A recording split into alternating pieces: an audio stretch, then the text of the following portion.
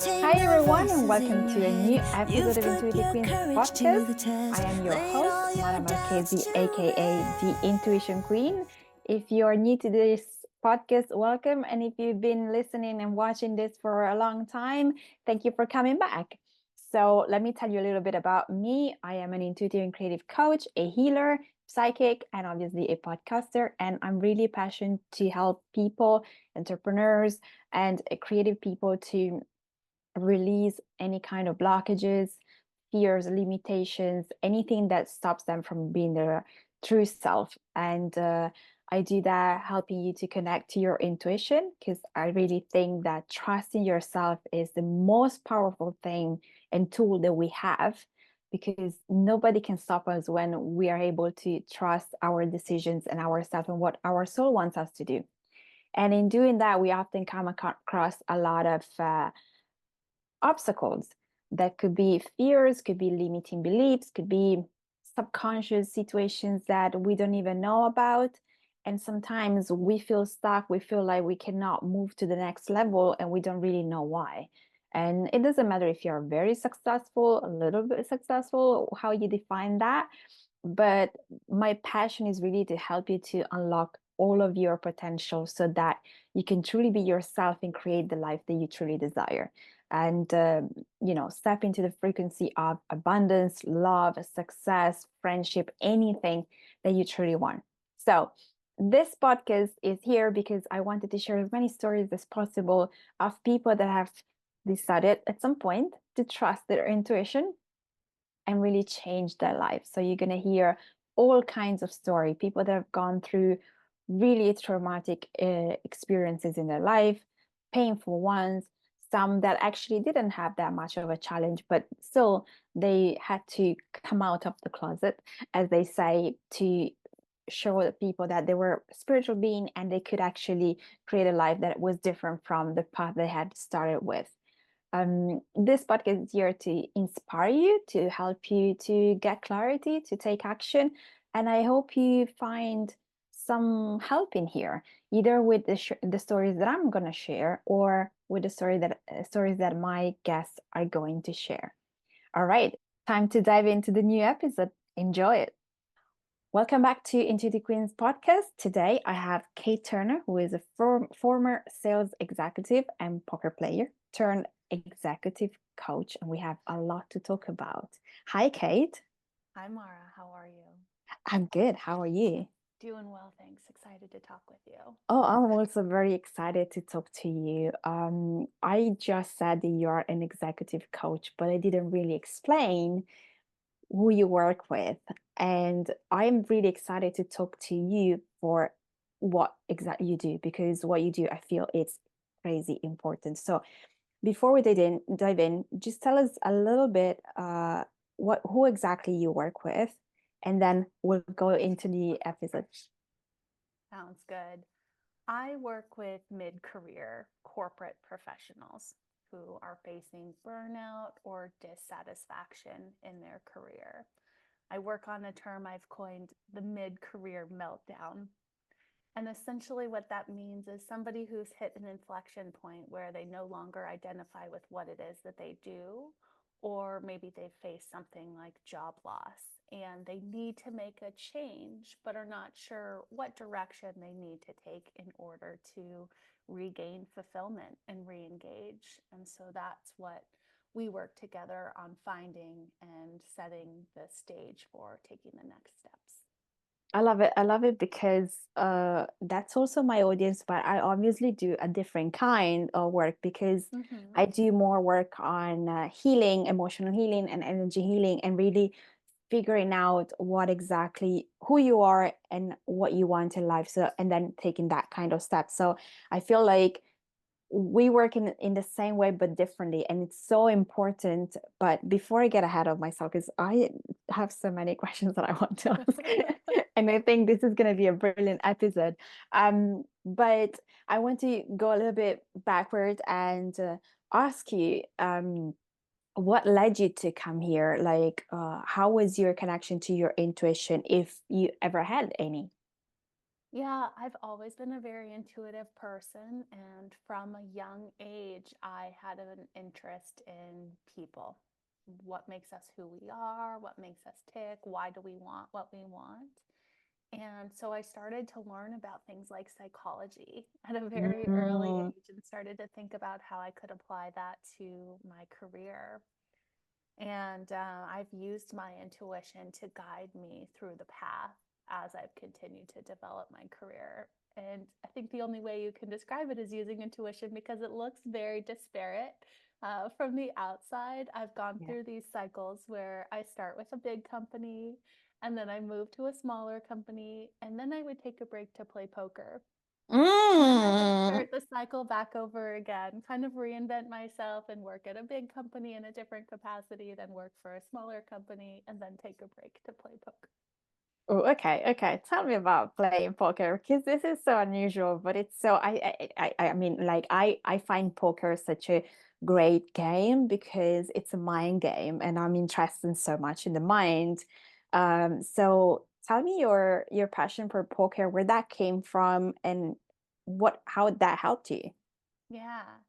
Well, I was taught by a business partner when I was 21. I had no concept of the game other than I had seen people play it kind of overnight in college. And he needed somebody else to play in a game that he hosted weekly. So he taught me three hands and then just Oh, threw me into the game. And I ended up taking third that night. And oh, I got congratulations. really, yeah, I got really interested in the game for the exact same reason that you were talking about. It's a very psychological Mm-mm. game. There's kind of three ways to play. There's a mathematical approach to it. There's a sort of more strategic approach just based on what cards you have. And then there's the actual playing of the players, which I think is so fascinating. That it doesn't Yeah. matter what the math says, it doesn't matter what cards you have, it matters how you understand who you're playing against and how you understand yourself. And that's what hooked me into this game. I was Mm. so fascinated by learning all three of the different playing styles and mixing them together and reading people. So for me, it was not about gambling, it was really about the strategy. And what that helped me to do was to become a better salesperson, to become a better leader, to become a better risk taker in life because I had this experience using those skills in the game first. Yeah, and it's so true. I think I'm a more like of a player kind of I play the player rather than mathematics is not my thing. So but it's so true. It's such a interesting game, and it gives you so many skills that are so easy to apply to your job or to your life in such a variety of way. Like everything is really. Everything could be applied to a variety of different things once you get into it and you learn. And I find it very fascinating. And we need strategy, especially when we're talking about working somewhere, creating something, starting a business or anything, we need to learn to understand who we are working with.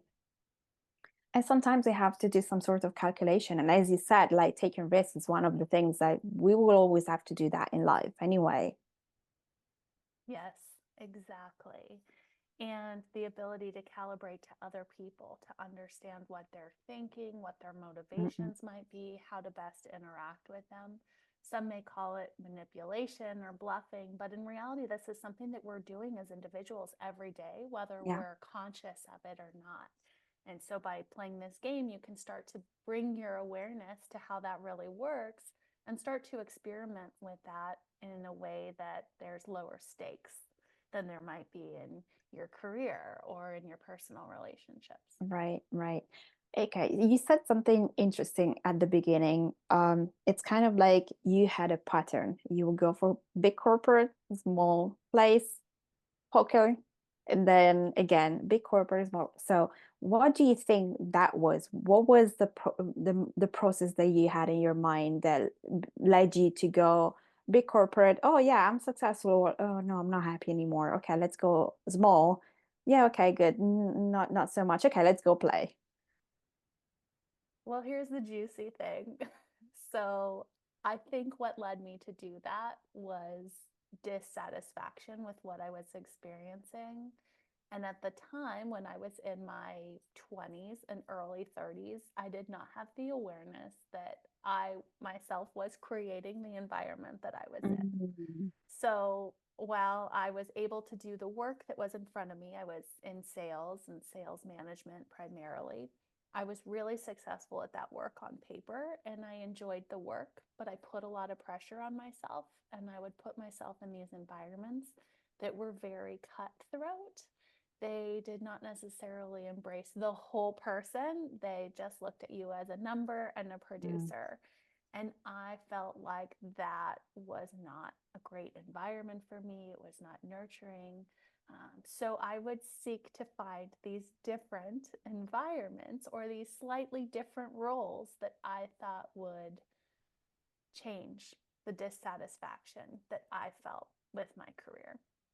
And now looking back, I realize I wasn't changing myself much as I changed into those environments. And so that's why I think that cycle perpetuated up until now. Right. Yeah, I agree. I think like I can speak for myself as well. Like I had situations where I I thought I needed to go, and then I realized with time, especially when I became a coach and I started doing all this healing work, that I had some patterns and something was triggered within me, which, yes, surely there were things in the business that maybe weren't working properly, but that wasn't the actual cause of me wanting to leave.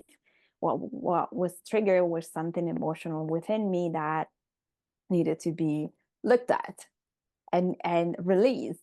And so I would have those situations where, and you realize how the dynamics of yourself and maybe the people that create some sort of friction within you are always the same. And it doesn't matter if you go big, corporate, small place, you start your business, those things will always play up in your life somehow until you start to realize there is a dynamic that keeps and a pattern that keeps playing up and you need to look at it.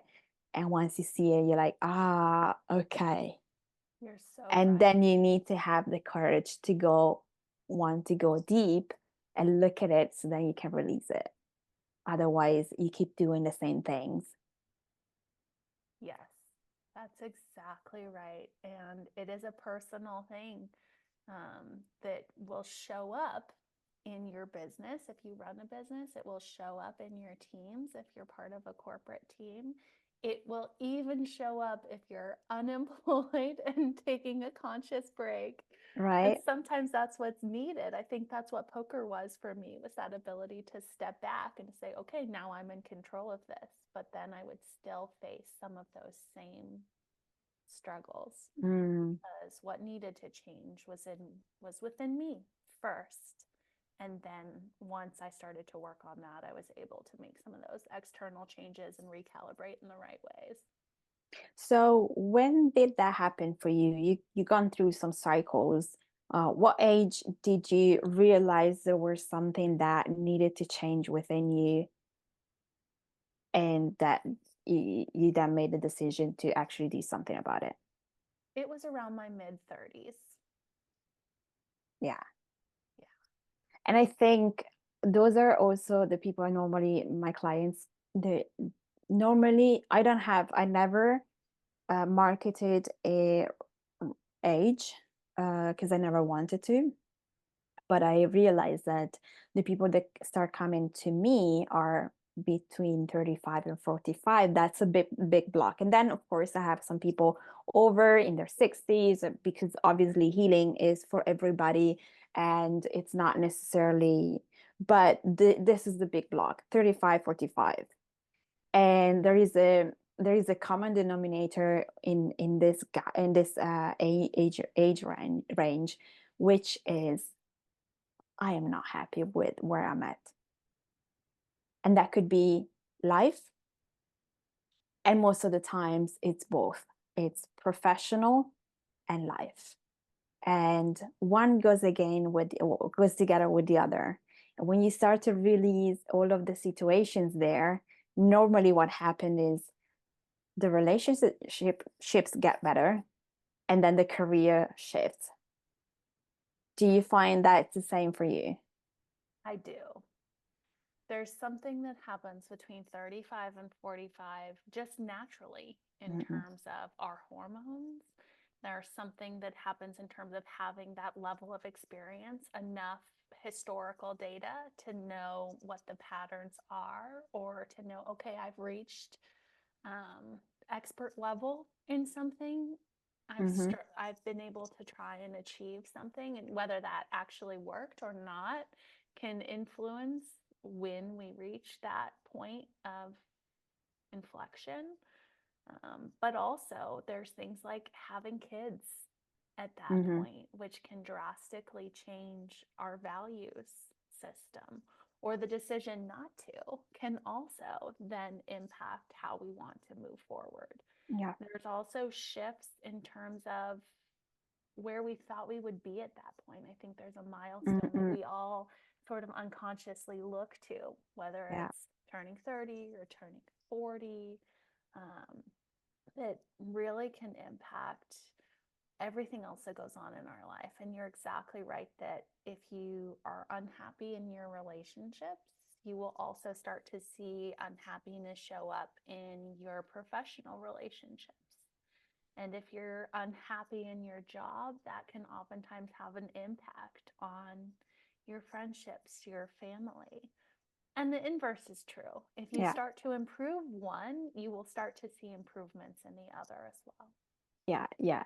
And to add to that, for me, it's also we have been told that we needed to take this box, like you go to school, then you go to maybe university, and then you get a good job, and then you find a partner, and then you create a family, and then you get this promotion, and then you work for that company, and then you move here, and then you buy a house, and you do all of those things, and then you get to that age range, and you're like, I have all of those things, and I'm still not happy.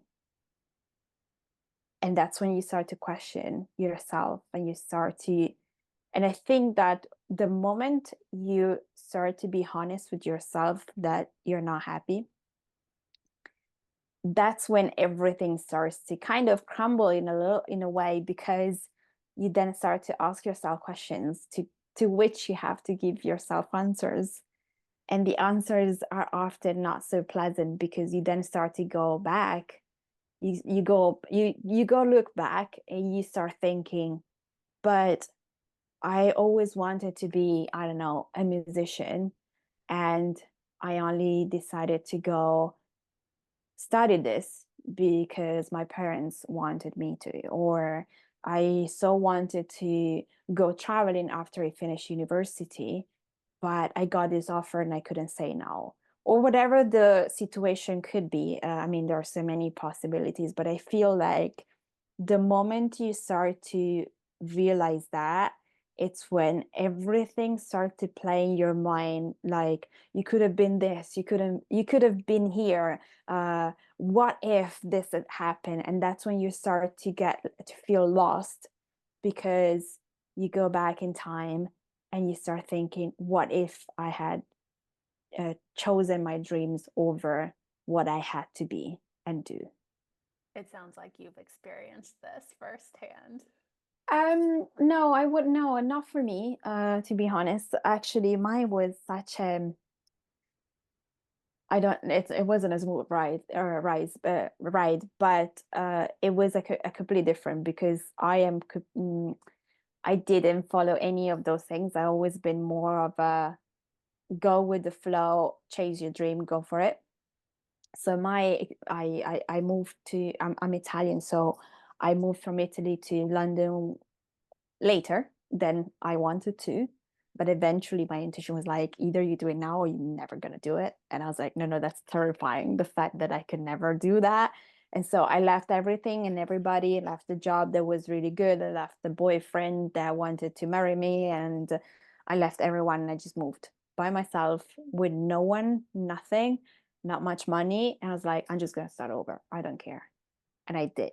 And it was difficult, and that's where I then eventually got into self-development, which brought me, I think for me this was a life-saving decision, because not only it brought me to a place where that dreamed about. I dreamed of living here because I was a big uh, Britpop fan, and back in the 90s, I loved all the music coming from here. So that was my getaway. And when I came here to study, I was like, oh, this is where I need to be. Hmm. Like my soul knew it from when I was 14. Like my soul knew it, and then my life took a different turn because I obviously got a boyfriend, got a job, and this and that, and then eventually my soul was like, enough of this shit. You don't Yeah. want this. You don't want a family. You don't want to get married. You don't want this. Go. And Yeah. like my life became impossible because I kept changing jobs and nothing like change up because I don't feel value, and I get to this big corporate and people are terrible. I'm like, I can't stay here, so go back to a small agency. I used to work in advertising at the time, and yeah, it's okay, but it's not fulfilling. Like, and then relationship was okay, but something I had been buried, the fact that I wanted to move here for so long, from 14 to 27 when I eventually moved, that thing for me became so unbearable, and the universe made it so that everybody, it was also Facebook had arrived in Italy, which was later than when it started in the US, and every single person I was connecting with was like, Mara, what are you doing still in Milan? Like, why are you not in London? I was like, oh, for fuck's sake. Why is everybody reminding me this? And it got to a point where I just couldn't handle myself anymore. And at that point, I was like, okay, I'm leaving. Yeah. Like Well, that. what you experienced is really similar. It looks a little bit different than the It, path yeah. that I was talking about before, but it's that same pivotal moment Oh, yeah. where, and I hear this, clients come to me all the time, I'm not happy. I want to be happy. It was exactly what you said. But at the end of the day, happiness is actually fleeting.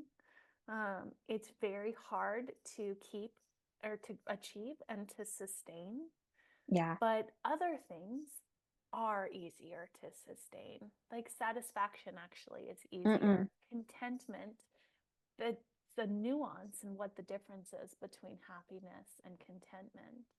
But the feeling and the sustainability is very different. And so when you can tap into, okay, maybe I can't strive towards happiness. I thought this would bring me happiness.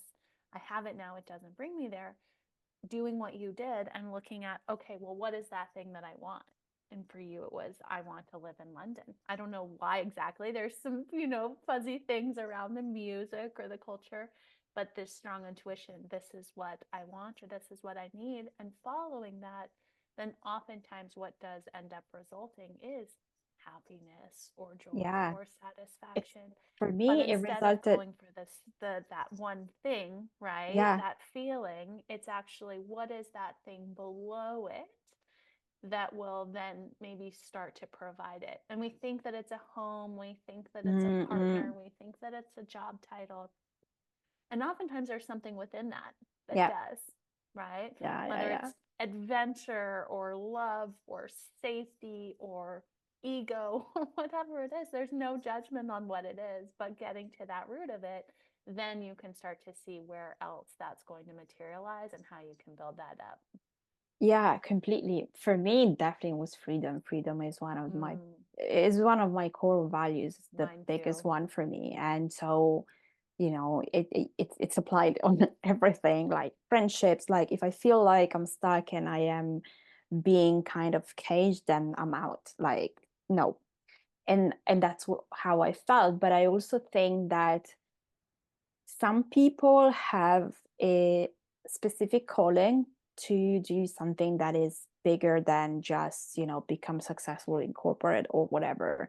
There is like, and for me, moving here really was about finding myself and finding my purpose without having absolute knowledge this was going to happen. Like I tell you now, because now I'm at a point where I've been doing this for a while, and I know this is what I am meant to be doing here. Like this is why I'm here on this planet.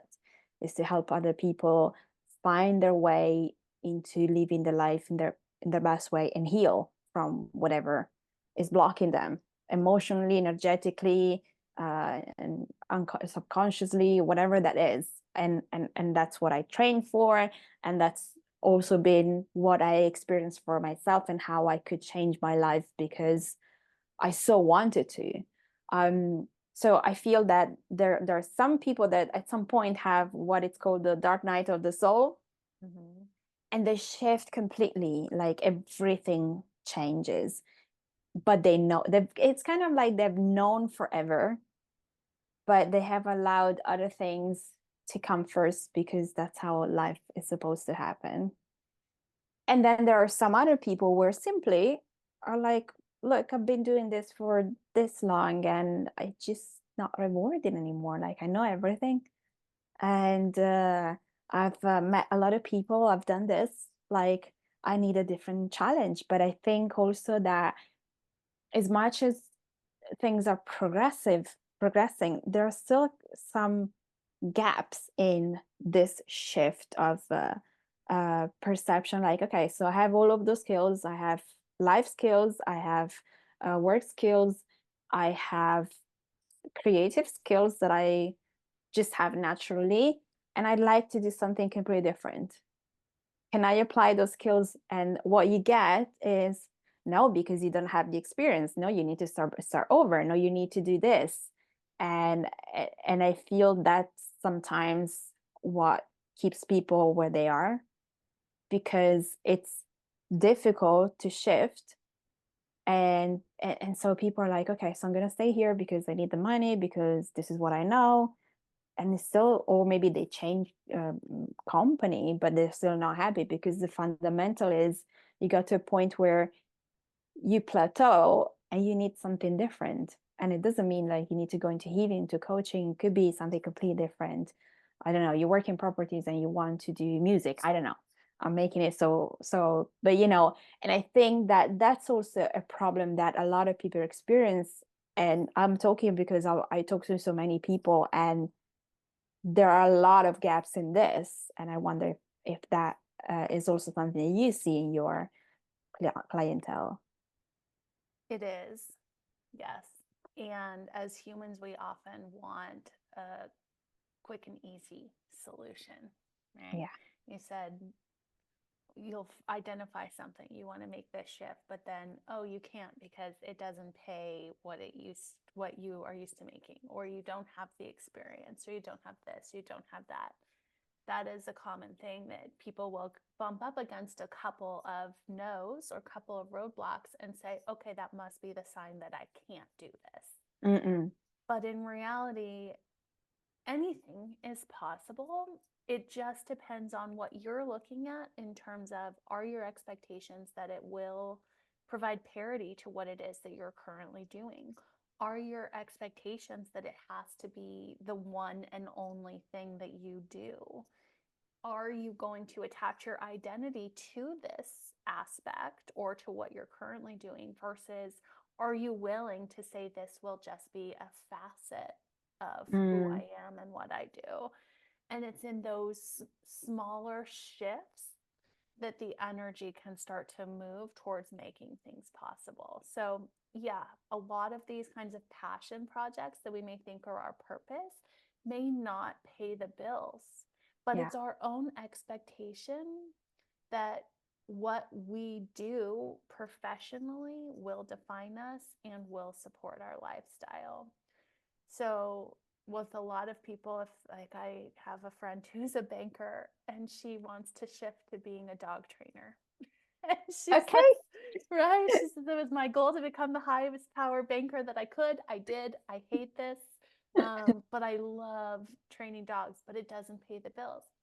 So, what she's done for the last few years is she has fostered dogs. Mm-hmm. And that gives her, that fuels that passion. She's building those skills. And she also now, because she has this goal, has had the chance over the last couple of years to save money, to invest differently, to use this salary that is substantial to then fuel the dream later. Yeah. And she's still in transition. I can't say, oh yeah, she just like that switched it on and off and it works. But it's finding those pockets Mm-mm. that you can start to apply. So whether it's putting in better boundaries in your current role so that you have the time to do that, making a sacrifice in how you spend right now when you have those resources so that later on you're making compound interest, you're getting dividends from your investments. There's other ways that you're making up that money. That is a way to work through that. Or to be able to say, you know what, I'd love to be a musician, but I can say playing every Saturday night is enough and enjoy that and let that be enough and be present in that, which is where it takes some of the healing, some nervous system Yeah. regulation, some really getting grounded in yourself to recognize that while it may not be the ultimate dream, it is enough and you can appreciate it for what it is. And I think this is really crucial because sometimes when you start something, then you realize that maybe that's not so much for you. Mm-hmm. And yeah, you like, I don't know, dogs or you like this, but then there is too much to do. There is, you don't like the environment or whatever that could be.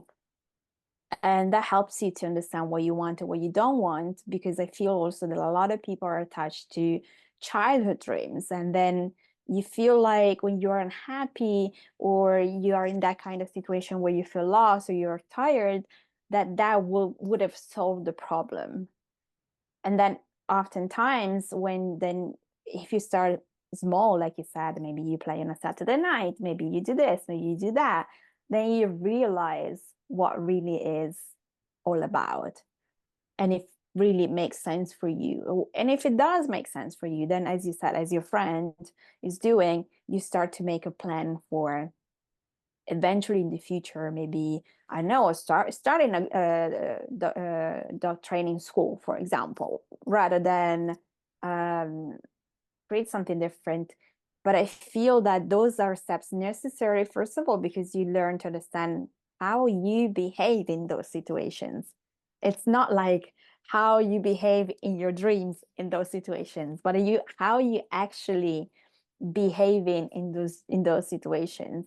What kind Mm-hmm. of people are you able to meet that might open doors for you? Or is this a place where you really have to have certain things in order for people to open doors for you, because maybe it's an elite kind of word and you can be whoever, but if you don't have those three things, for example, then that's impossible. So how do you get those three things? Right. And I think that a lot of people have an idea in their mind and think, okay, yeah, I just go do this.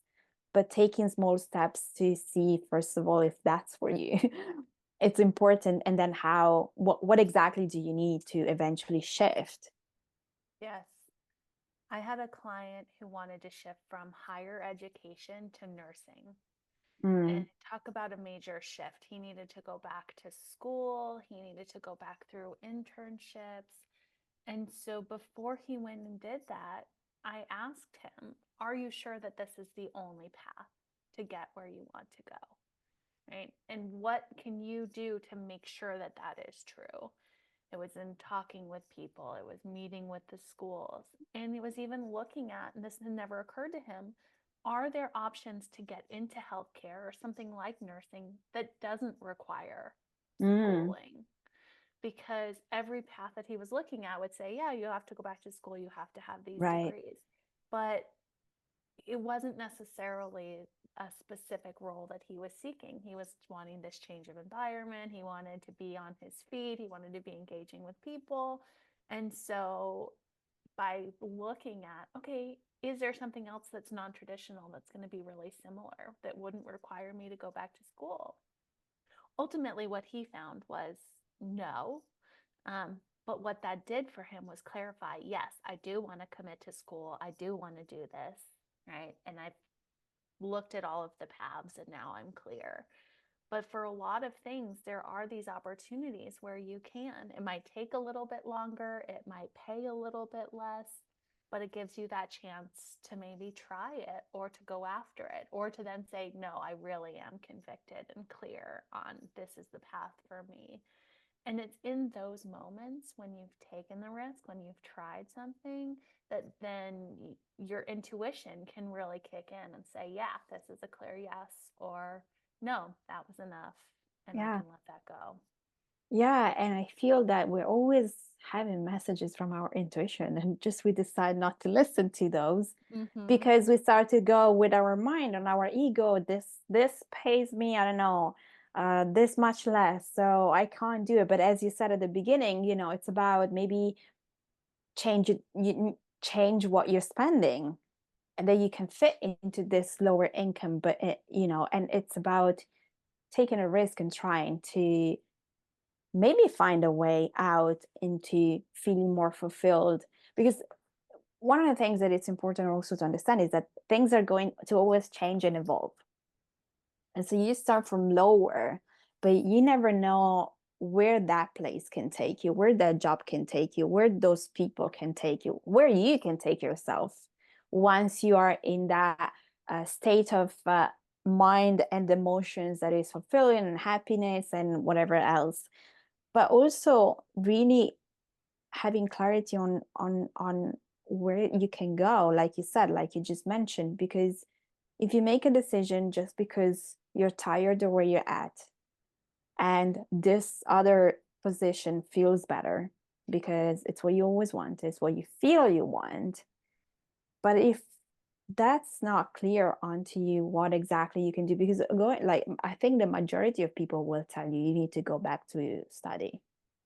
And for certain places like nursing, it's a lot of study that you need to do. It's not like, oh, okay, yeah, I'll take a course for like a year and Mm-hmm. I'll be done. Then I have the certification for this and that, and I can start this and I can apply for that. For certain positions, you really have to go back to school, and with all that entails, meaning less money, meaning feeling like you're a loser because you're going back to where, I don't know, maybe now the 20 years old are starting with, and you're no longer 20, you're maybe your 40s and you're starting, and but you have all that experience, and so you know more, you know better, but the reality is you don't know anything in that field, so you're and I feel there is all this pressure, and it's important to have that kind of clarity, like you said, knowing exactly all of the routes that you could possibly take, and maybe there is a slight different scenario for you that involves different kind of skills and different kind of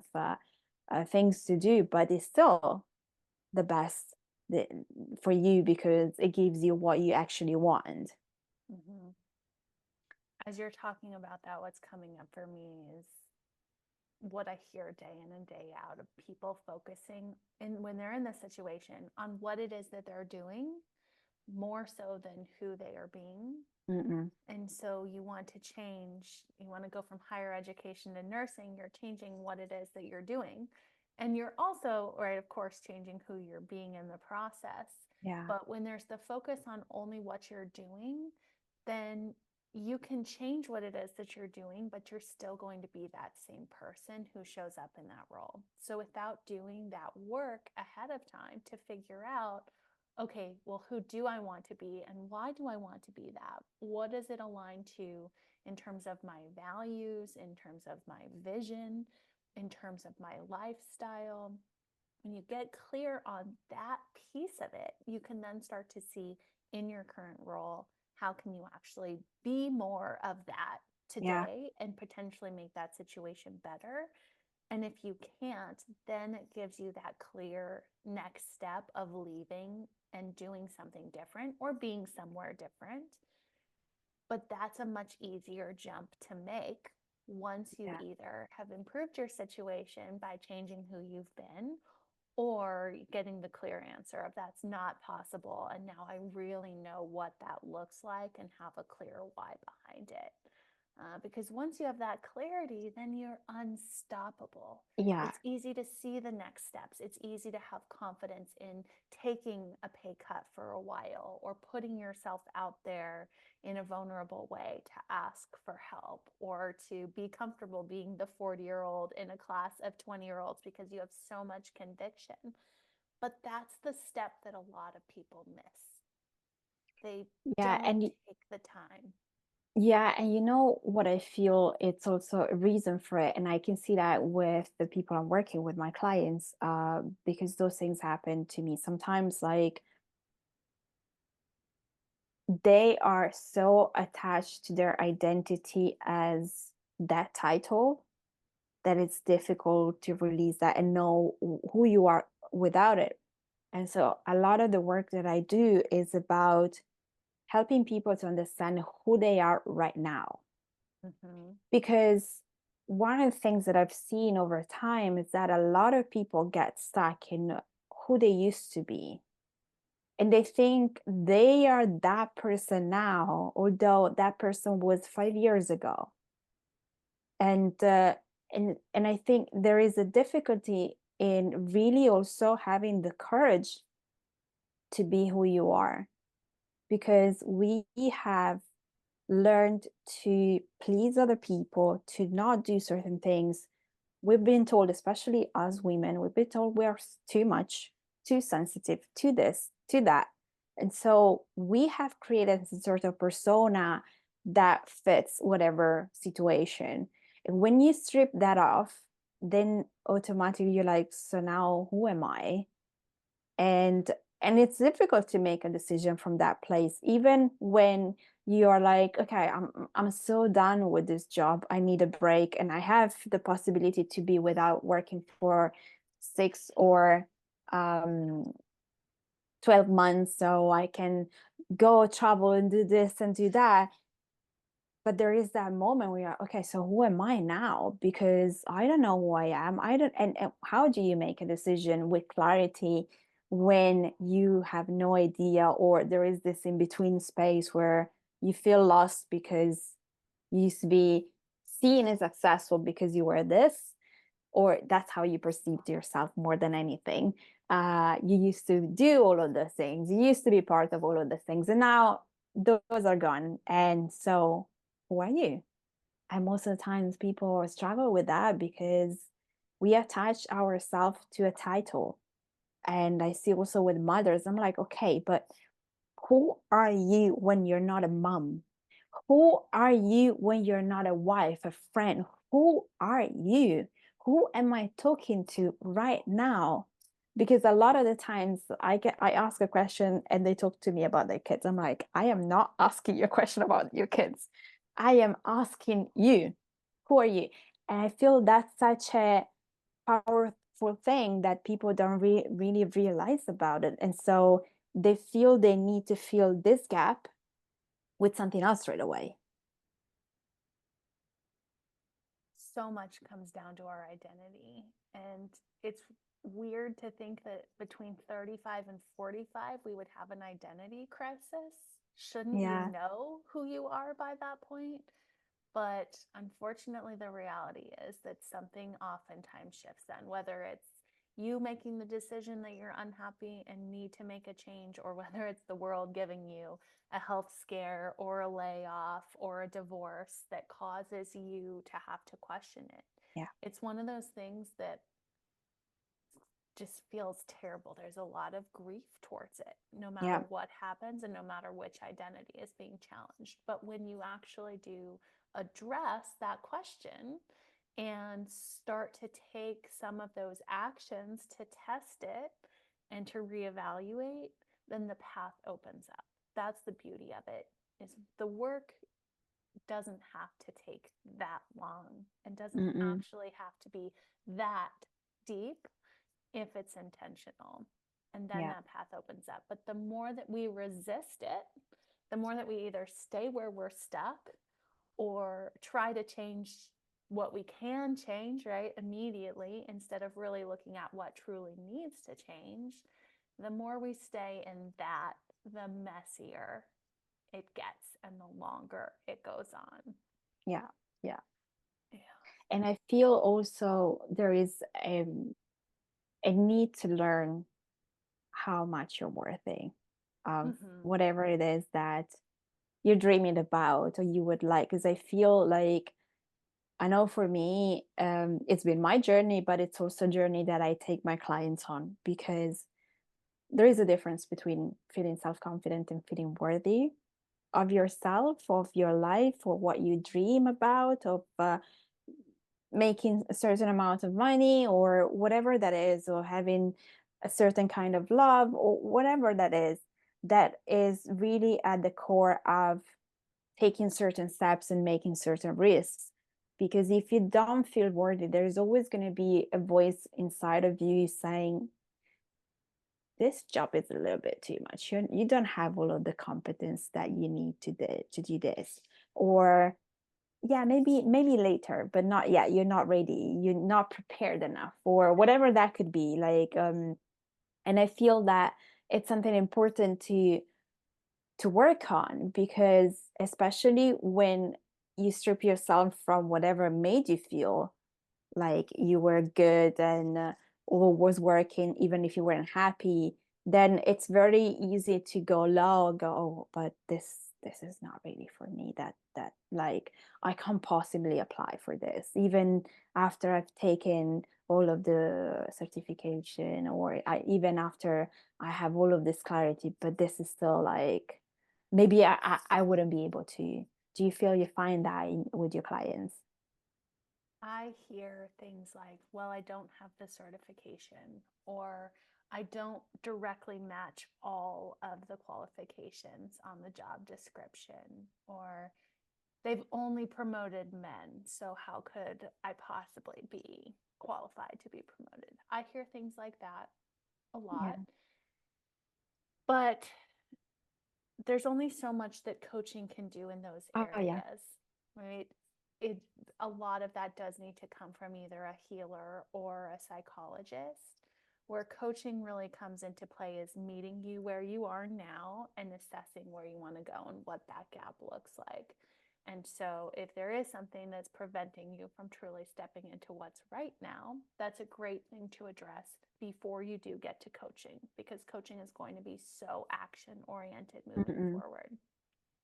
But the beauty of taking action is if you decide not to do that work first and you step in and just try to do some coaching and move forward and push through it, the universe will reveal those gaps. Yeah, and absolutely. so you will eventually get to it, right? Whether it's being passed over for something or not negotiating when you get an offer and then realizing that you're paid 20% less than everybody else around you.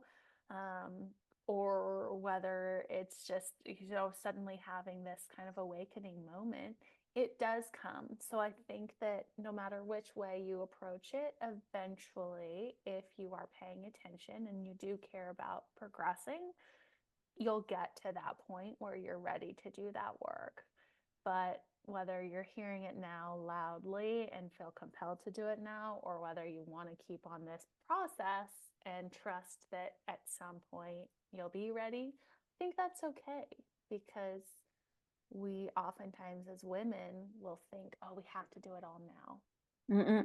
Yeah, yeah, right? yeah, Oh, if I recognize this now, I must fix it now. But in reality, like sitting back, trusting, saying, okay, when the time is right, I will do it, is perfectly okay as well. And then seeking the support on it is really important, recognizing we don't have to do it all yeah. ourselves, Oh no, God, and no. we don't have to do it all right now. That's probably the biggest gift that we can give ourselves, especially in this phase, this sort of mid life, mid career phase, when there's so many other things going on. We've already done so much work and we have so much left to do. Giving ourselves a little bit of that grace, seeking some support, and charting out a plan that feels good to our nervous system, that is not too intense, too fast, too risky, but still moves the needle, is really the way to get through it. Yeah, yeah. And I think the nervous system is one of the most important thing, because if you don't regulate that, you're going to go back to where you were. And and it's not gonna feel like the right decision, even if it is, if you, as you said, if you do it too fast. Because sometimes when we decide to release a career that maybe has been going on for a long time, you really need that time to take your take time to go back to yourself. Also, because oftentimes the reason why we leave a certain career is because maybe it's a toxic environment.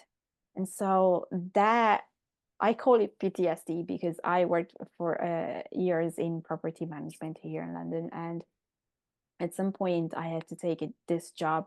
I left England for 18 months during the pandemic, and then I came back. I was like, okay, the easiest solution for me is to just go back full time, because it just makes my life easier to rent a place and all of that. And oh my God, the people I worked for, I was like, oh, so I left that. I was like, I need time to just relax. My mind cannot even think. And it's not because I cannot think about my business, because that's everything I think about. But I am so exhausted by the drama and the toxic environment that I just need to rest and take some time. And I think that this is often overrated, and regulating your nervous system and really figuring out, one of the things that I do, and I don't know if you do the same, is like, okay, so you want to do this and take this job. What kind of people do you want to work for? Write down, you start visualizing, write down, like, how do you want your colleagues to be? How do you want the environment to be? Because this is not something like, once you get into that job, like, you can go to your dream job, but if you're going into a toxic environment, that dream job is going to be the hell job for in 5 minutes. And so it's important that we take care of our nervous system, because it gets activated all the times. And if we don't know what is really triggering us, then that's the difficulty. You can find the best place and the best job ever, but if someone triggers you to that point, then it feels like it's the wrong decision. Visualization is one of the easiest and most effective ways to take a next step. Yeah. And I'll encourage my clients to do that all the time, every day for 2 minutes, hopefully in the morning, but it can be later, whenever it is. Like, take a moment and just imagine where you want to be, or what you want to be doing, or who you want to be working with. Like you were talking about, imagining the best possible outcome is sometimes challenging for people, but that is what breeds that right energy. And that is a step to calibrate yourself to it, to build your confidence in it, to get clarity on what it is that you want. And it's free, and you can do it on your own. Yeah. You don't need somebody to guide you. You don't need a certain time. You don't have to schedule a class. It's beautiful, but that is an incredible tool to use at any point, and to try to build that muscle consistently of just tapping into that energy and thinking about it and putting yourself there. That alone can start to shift things. And that's what I'll do in a first session with a lot of clients that come in that are like, I don't know, I don't know. That just pull them into a little visualization, get a little bit into their bodies and calm and regulated, and then just imagine. And it's not even imagining what they want next. Sometimes I'll even just have them imagine a party in the future celebrating Mm-hmm. whatever it is that they already have accomplished. And it's amazing how people can go, oh yeah, this is what I accomplished, or this is who was there, this is what they were telling me I did. And it all comes to you without having to think through it, without having to push on something, and then you can take it from there.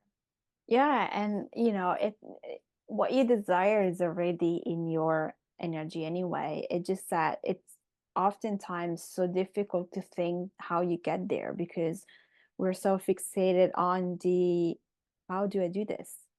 And all of the actions that you need to take. Sometimes really it's about change your energy, change your identity, as you said, and start to attract all of the things that you want, but you need to know what is it that the bigger purpose of that change that you want to. Is it because you want a certain kind of recognition, or you want a certain kind of environment, or you want to do certain things? Okay, so then you need to know about it. You need to feel into it, because otherwise, again, it's like it's that lack of clarity. You might know all of the steps that you need to take, but if that's not exactly what you want, what you're taking those steps for, right? Right. Okay, Kate, I will stay here talking to you forever, but we've been talking for like an hour now. So, um, before we wrap up, there's something I want to ask. If someone is in that mid crisis and wants to shift, what are three things that you normally suggest people start doing before maybe they ask for help or to someone like you, or they start to go into bigger things to do? First and foremost, step back and reflect. Take yourself out of the environment for a few days if you can. Get yourself some time on your own to regulate, to relax, and to think through what has happened in the past and what you already know, because that is already figured out. You can already Mm-mm. point back to things. It's really hard to jump ahead and try to answer questions. But if you can start to answer questions about the past and things you know, it'll help to ground you and help you to realize things like my pattern that I had, or things that bring you joy in the past that you have let go of. So stop and reflect and give yourself some time to decompress.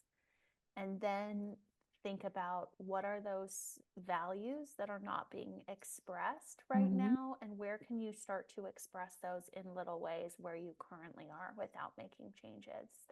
So looking at, okay, can I find more freedom in where I am? Are there ways I can create more security now with what I have? And give yourself a time frame to actively work on only that, and then to reassess what needs to happen next. And then the third thing is start taking small risks. So take the small actions to test what some of these things might be and just see how that works. See where the energy goes, see where it doesn't, see what kind of demons, inner demons pop up, and where there's very little resistance. Those would be my three tips. I love this. I think they're perfect, especially getting into your values, because I think that a lot of people get lost on that, and they mistake values for something else, and that's where everything then is disconnected, because it has nothing to do with your values, and that's where the people get lost. So yeah, absolutely. Okay, Kate, thank you so much. This has been so illuminating. And I hope people get in touch with you when if they find themselves in that situation, because I think having someone guiding you through this, it's so important and makes your life easier, and you can get quicker to a change of scenario rather than hitting your head somewhere because you don't know, or you try things that don't work and then you feel like you're a failure because you've tried things that maybe you didn't have to, or you've taken steps that could have been avoided or could have been easier to take in a different maybe mindset state of mind. So Yeah, getting help is so important to just not feel alone, and to help you reflect on what is happening and what you're learning first and foremost. Um, but we don't have to do this all alone. There's so yeah, many resources out there, and there's so many people who understand that process that you've been through. So seek help when you can, get into community, and don't be afraid to share what's going on. yes. Tell us where we can find you if we want to work with you. Yeah, my website is kateturnercoaching.com, and there's the opportunity to schedule a free first session there on my website.